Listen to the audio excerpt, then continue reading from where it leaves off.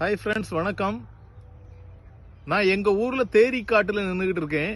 தேரிக்காடுங்கிறது எங்க ஊர்ல ரொம்ப பிரபலமானது. அங்குள்ள மண்ணை பாத்தீங்கன்னா செவப்பா இருக்கும், செக்கச்சேவேல்னு இருக்கும். இதுல இன்னொரு சிறப்பம்சம் என்னன்னா முந்திரி காடு.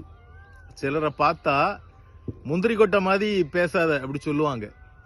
ஏன் அப்படின்னா இந்த முந்திரி தோட்டத்துல பாத்தீங்கன்னா, அதாவது கேஷ்யூ, இங்கிலீஷ்ல கேஷ்யூ நட் நீங்க சாப்பிட்றீங்க. கேஷ்யூ பழம் நீங்க சாப்பிட்றீங்களா என்னன்னு தெரியல. இதான் கேஷ்யூ பழம். இது கொட்டை கேஷ்யூ நட்டு. இதுல என்ன வரும் அப்படின்னா, இதுல பாருங்க, இந்த மரத்துல முதல்ல கொட்டை தான் வரும்.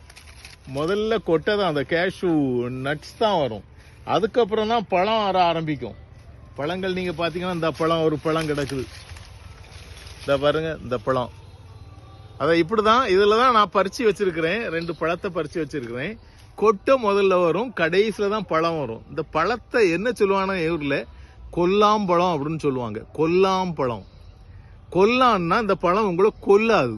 யார் உங்களை எந்த விதமான சூழ்ச்சிகளையும் கொல்ல வந்தாலும் இந்த பழத்தை சாப்பிட்டீங்கன்னா உங்களை யாராலும் கொல்ல முடியாது. எந்த வியாதி வந்தாலும் கொல்ல முடியாது. ஆனா இந்த பழம் சாப்பிடும்போது தொண்டையில ஒரு இரிட்டேஷன் வரும், கர கர கரன்னு ஒரு மாதிரி இருக்கும். இருந்தாலும் இதை சாப்பிட்டீங்கன்னா இது எந்த வியாதி வந்தாலும் உங்களை கொல்ல முடியாது.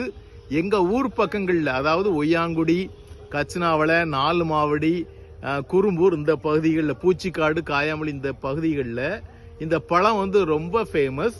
நீங்க இந்த ஏரியாக்கள்ல வந்தீங்க அப்படின்னா இந்த பழங்களை வாங்க மறந்துடாதீங்க. பழம் முந்திரி கொட்டை, அதாவது பழம் வாங்குறதுல நீங்க முந்தி போயிடுங்க, முந்திரியா இருங்க. இந்த பழத்துல கொட்டை முதல்ல வரும், பழம் பின்னாடி வரும் சொல்லி இருக்கிறேன். இந்த பழங்கள் நிறைய உண்டு. நிறைய அந்த பாத்தீங்கன்னா இந்த இதுலலாம் நிறைய கிடக்குது. இந்த கொப்புல பாருங்க, இந்த கொப்புல நிறைய அந்த முந்திரியா இருக்குது. இந்த ஊர் பக்கங்கள்ல வந்தீங்கன்னா இதை வாங்க மறந்துடாதீங்க. தேங்க்யூ.